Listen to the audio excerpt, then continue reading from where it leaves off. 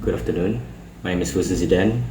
I'm going to be discussing about an emerging trends in using computer vision for animal re-identification.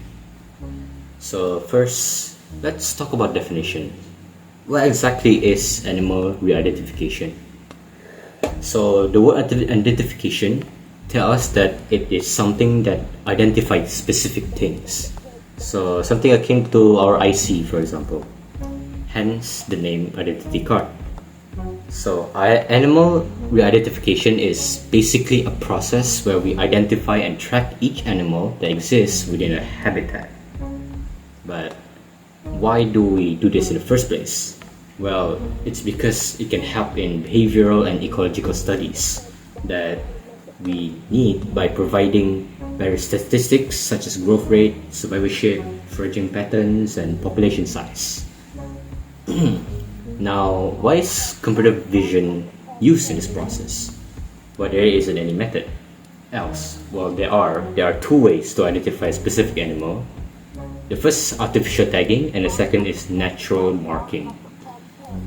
So artificial tagging uses physical tags like auto tag, passive integrated transponders (PIT tag), and satellite telemetry.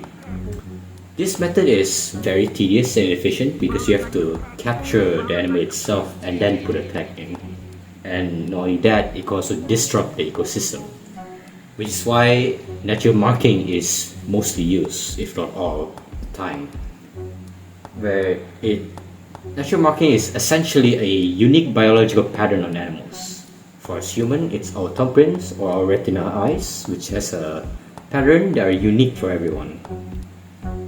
And now let's talk about computer vision. The reason why we use computer vision. So first of all, computer vision is a field of artificial intelligence that allow computers the ability to analyze and interpret visual data from the real world. And because of that, we use this technology. People have used this technology to take image of an animal's natural marking, analyze it, and basically allow animals to identify the specific animal. And with this technology, people can identify animal without damaging their ecosystem and the animal itself. And it's also much easier to do since you don't need to do it by yourself by checking each individual natural marking. So let's talk about the real world application.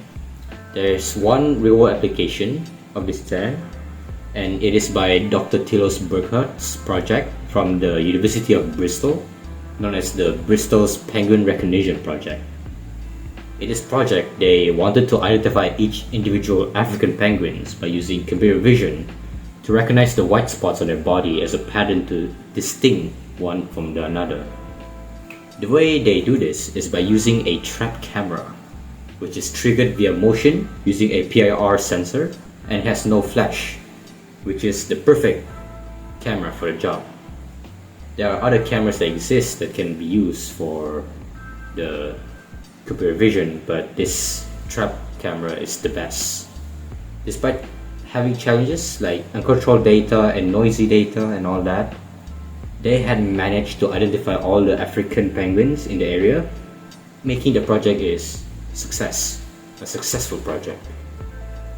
This project is a very big deal because it shows how we can use AI, specifically computer vision, in helping us track and identify something or someone. Now this could be used positively, such as identifying animals, or like tracking cars in traffic, like identifying trucks specifically. However, just like everything in the world, it can be used negatively, like tracking someone's daily life without their consent, or accessing someone's private information by simply just identifying their body shape and their body and face structure.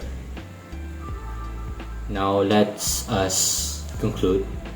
So the trend of using computer vision for animal identification can help many animal enthusiasts or rehabilitation centers in making sure each individual animals are healthy, so that they're able to specifically treat each one of them like much better rather than doing it in a class way, classifying each group.